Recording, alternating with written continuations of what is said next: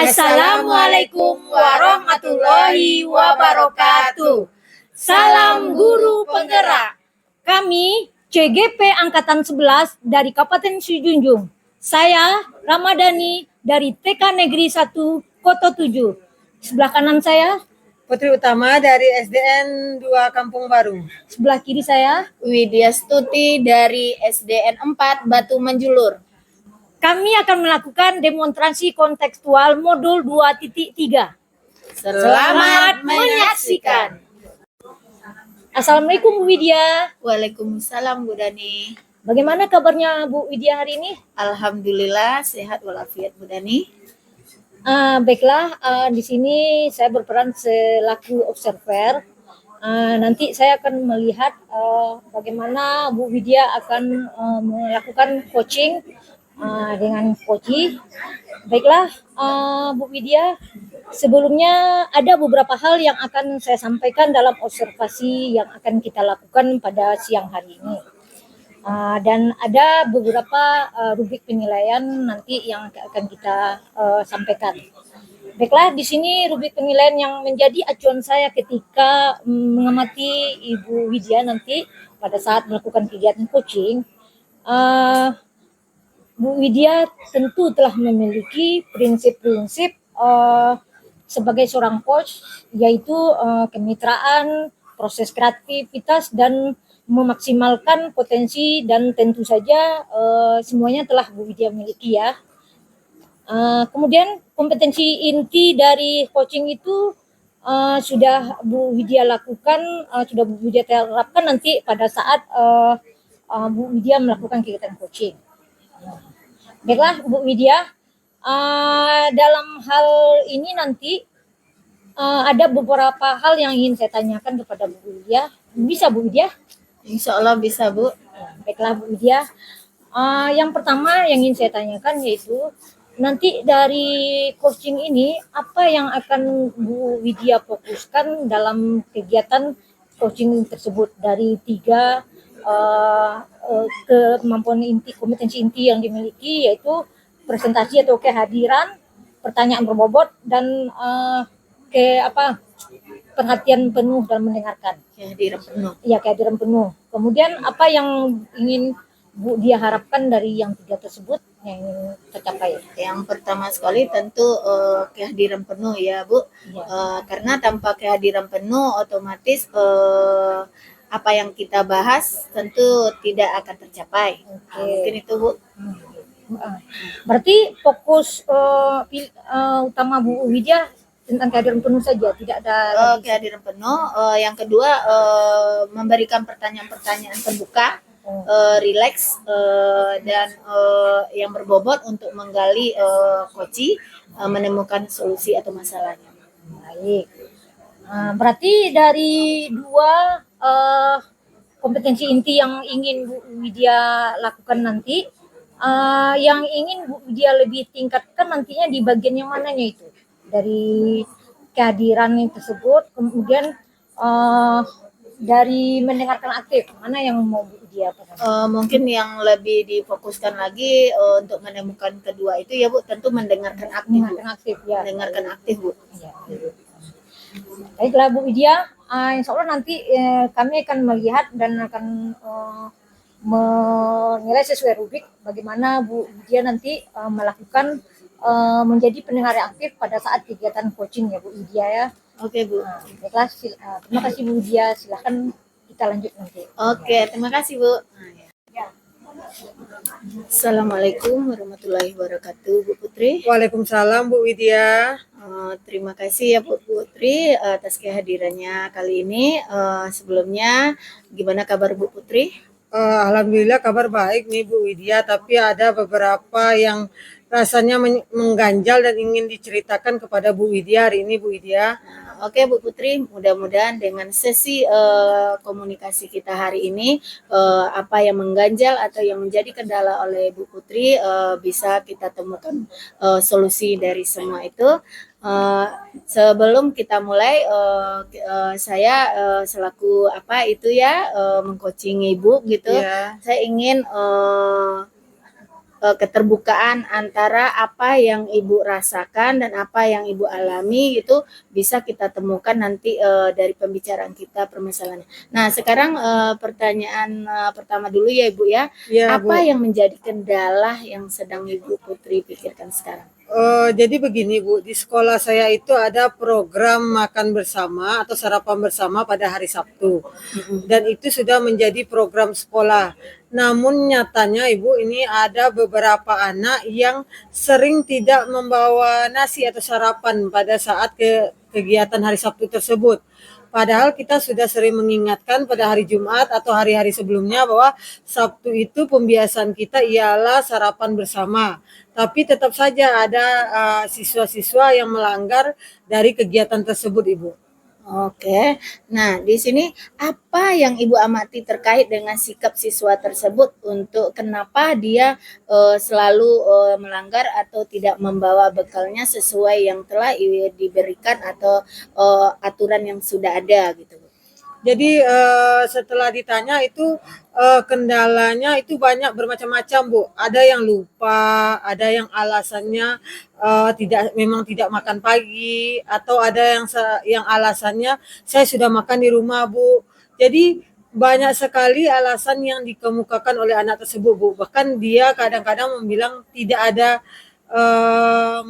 ada nasi di rumah. Jadi berbagai alasan yang dikemukakan oleh anak tersebut, dan umumnya anak yang tidak membawa bekal pada hari Sabtu ini anaknya itu-itu saja Bu. Jadi tidak ada perkembangan untuk anak tersebut.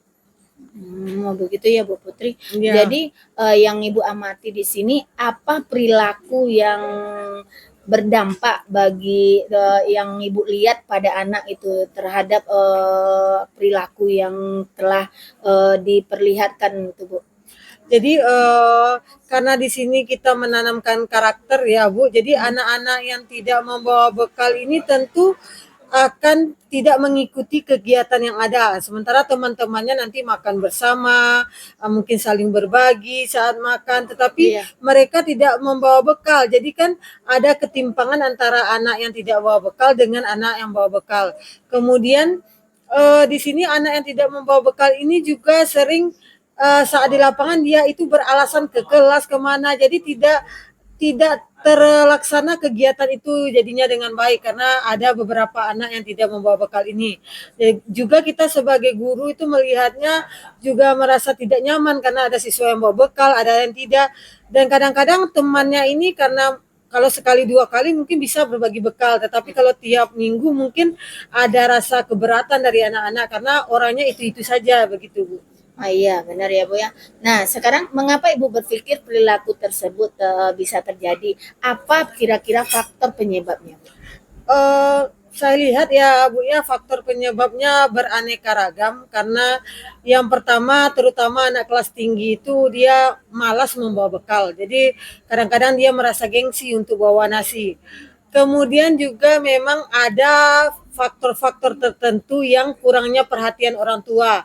Jadi khususnya anak kelas rendah itu kan memang harus orang tua yang menyiapkan bekalnya. Jadi mengingatkan, menyiapkan bekal itu memang orang tua.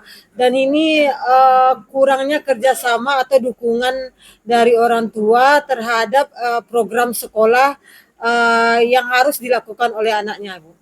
Berarti adanya banyak faktor penyebabnya Banyak faktornya ya Bu ya.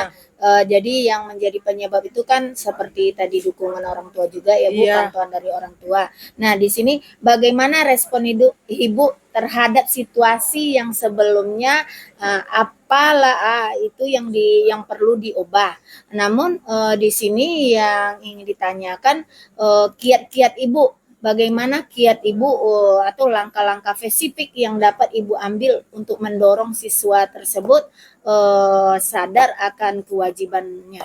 Ya, Yang pertama itu Bu, rencananya kami tetap selalu memberikan pengarahan bahwa pentingnya sarapan itu. Jadi mereka memiliki kesadaran untuk melaksanakan sarapan minimal itu sarapan bersama 1 kali seminggu.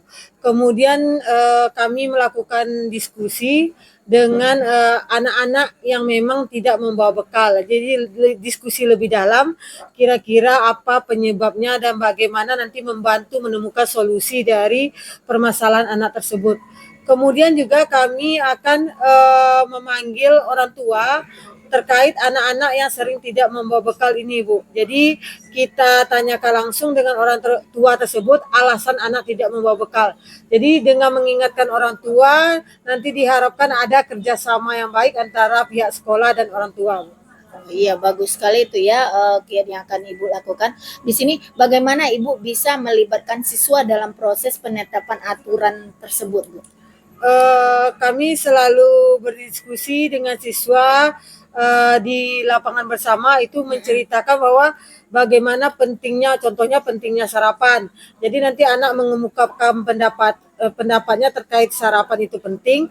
Nanti dari situ kita sama-sama mengambil kesimpulan. Jadi bagaimana anak-anak apakah sarapan itu penting? Penting, Bu. Jadi itulah tujuan dari kegiatan sekolah dengan adanya sarapan bersama ini. Jadi kita mengarahkan anak-anak tersebut terhadap manfaat dari kegiatan tersebut. Iya, bagus sekali tuh ya Bu Putri, dengan adanya melibatkan siswa langsung itu dari penerapan aturan atau disiplin sekolah itu akan terjalin demikian yang kita inginkan. Iya, Bu. Nah, di sini apa rencana tindakan konkret yang Ibu terapkan dalam waktu dekat ini kira-kira, Bu? Baik, Bu, dalam waktu dekat ini tentu kembali berdiskusi dengan anak yang sering tidak membawa bekal dan juga kami akan ada pertemuan dengan orang tua murid. Jadi sekalian menyampaikan tentang program sekolah ini, terutama untuk anak-anak yang memang sering terkendala dalam melaksanakan atau menerapkan program sekolah seperti sarapan bersama ini, Bu. Iya, bagus sekali Bu Putri. Nah, di sini bagaimana Ibu akan mengevaluasi keberhasilan tindakan yang telah Ibu ambil itu? Jadi indikator keberhasilannya tentu dilihat dari berapa siswa nanti yang sudah ada peningkatannya. Misalnya minggu yang lalu itu mungkin 10 orang tidak bawa bekal. Nanti setelah dilakukan tindakan kami melihat berapa orang lagi yang tidak membawa bekal. Jadi semakin sedikit siswa yang tidak membawa bekal berarti tingkat keberhasilan dari kegiatan yang telah kami lakukan itu semakin baik. Iya, bagus itu ya Bu Putri. Dari situ kita bisa melihat atau mengevaluasi ya dari keadaan tersebut.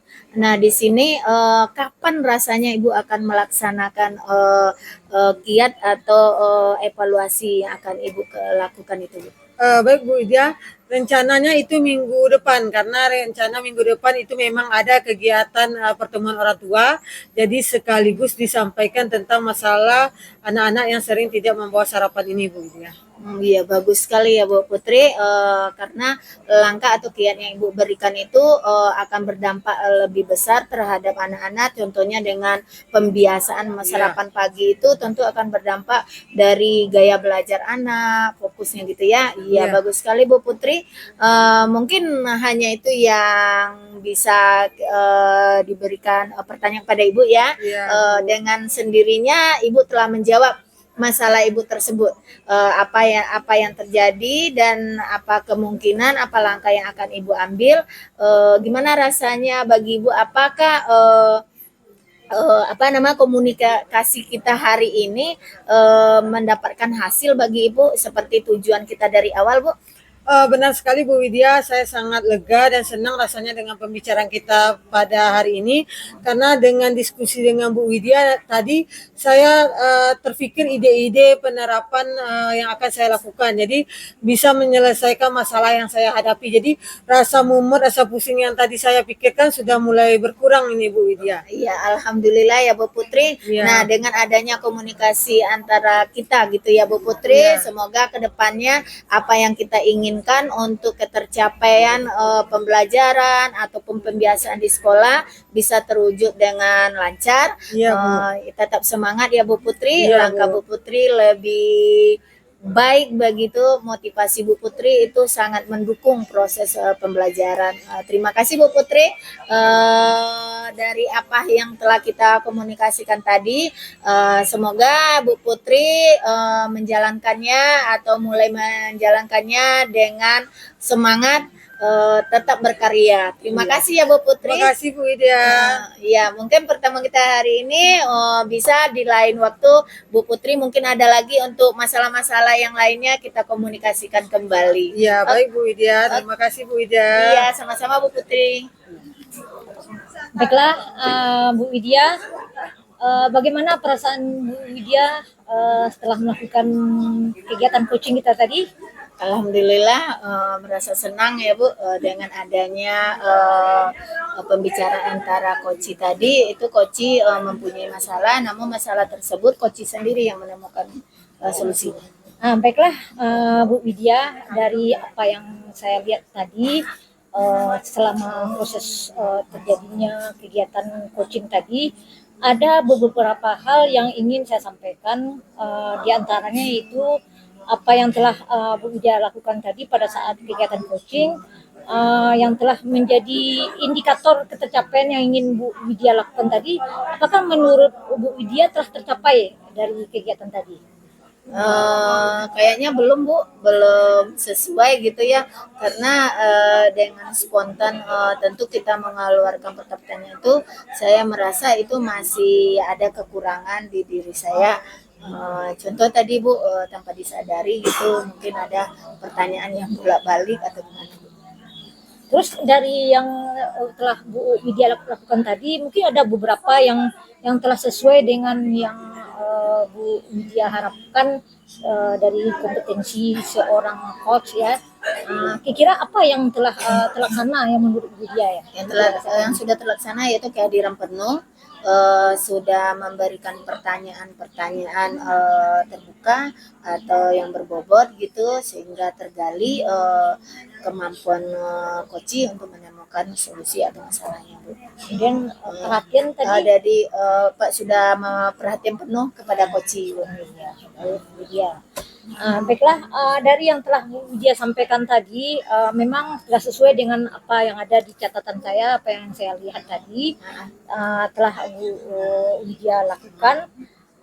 Dan ada sedikit tadi catatan yang untuk perbaikan ke depannya. Secara umumnya apa yang telah Bu Widya lakukan tadi telah sesuai dengan alur cerita ya. Iya.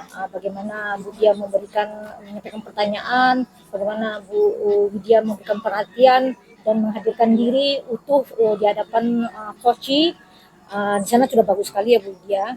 Jadi di sini pertama yang menjadi catatan saya yaitu bagaimana Bu Widya mungkin juga merasakan tadi. Yang pertama, Bu Widya ada sedikit tadi mengajukan pertanyaan langsung sekali dua ya, yang seharusnya sebetulnya kita kan pertanyaannya satu-satu dulu. Iya. Jadi sehingga coach bisa fokus menjawabnya dan bisa tercapai alur yang lebih baik lagi. Gitu. Kemudian tadi dalam kegiatan coaching tadi ada perencanaan yang disampaikan oleh coach tadi kan. Jadi Bu Widya sedikit kurang menggali siapa saja kira-kira yang terlibat. Mungkin itu kira-kira yang masih perlu diperbaiki untuk kedepannya. Jadi untuk keseluruhannya sudah bagus ya Bu Widya kegiatan coaching yang dia lakukan. Jadi saat ini yang ingin saya tanyakan lagi untuk kedepannya apa yang ingin Bu Widya tingkatkan lagi dalam kegiatan coaching ini untuk kedepannya? Untuk kedepannya mungkin yang lebih ditingkatkan lagi ya Bu, yang perlu dikembangkan ya untuk kehadiran penuh seperti tadi. Ada apa nama Bu? Ada pertanyaan terbuka. Yang berbobot yang berbobot, pertanyaan terbuka yang berbobot. Yang kedua tentu pertanyaan-pertanyaan itu kata Ibu tadi supaya tidak berulang-berulang pertanyaan yang sama. Nah, itu juga ada diterapkan di refleksi untuk lebih ditekankan lagi siapa-siapa atau peran siapa yang terlibat di dalam permasalahan tersebut. Ini tuh dia. Baiklah Bu Widya, dari kegiatan coaching tadi mungkin Bu Widya bisa menyampaikan sedikit apa kesimpulan yang bisa Bu Widya ambil dari kegiatan yang telah Bu Widya lakukan tadi saat mengajukan pertanyaan pada saat kegiatan coaching kita tadi. Apa kesimpulannya kira-kira? Kesimpulan yang dapat diambil yaitu permasalahan tadi pembiasaan anak untuk lupa membawa bekal gitu ya Bu ya. Dari situ udah terlihat itu kiat yang akan dilakukan oleh coach berupa itu langkah-langkah kedepannya dengan mengkomunikasikan dengan orang tua, melibatkan orang tua dan memberikan arahan apa tujuan dari sarapan pagi itu akan berdampak kepada pembelajaran atau tingkat pikiran siswa tersebut. Baik, alhamdulillah. Terima kasih ya Bu Widya, alhamdulillah. Semoga nanti pada kegiatan coaching selanjutnya Bu Widya lebih baik lagi, peningkatan kompetensi inti yang Bu Widya ingin tercapai akan lebih baik lagi, akan lebih lancar lagi kegiatannya ya. Iya. Terima kasih ya Bu Widya ya. Ya sama-sama Bu Dani. Assalamualaikum warahmatullahi wabarakatuh. Waalaikumsalam warahmatullahi wabarakatuh.